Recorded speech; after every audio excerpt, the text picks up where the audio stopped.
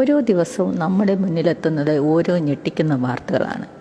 ഇന്നലെ കർണാടകയിൽ ഹിജാബ് അനുകൂല പ്രകടനത്തിൽ പാകിസ്ഥാൻ അനുകൂല മുദ്രാവാക്യം വിളിക്കുന്ന വിദ്യാർത്ഥിനികൾ.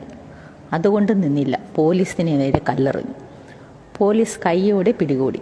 പർദ്ദ മാറ്റിയാൽ അടുത്ത വിവാദം.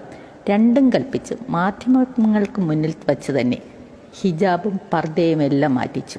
സിനിമയെ വെല്ലുന്ന ട്വിസ്റ്റ്. സ്ത്രീ വേഷം കെട്ടിയ പുരുഷ സംഖ്യകൾ.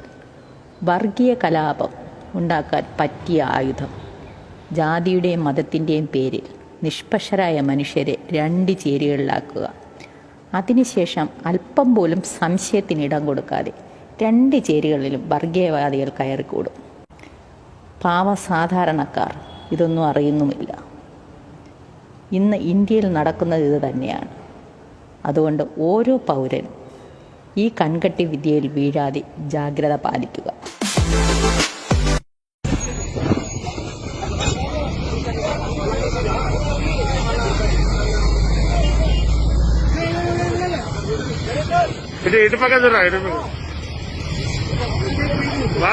ఇక్కడ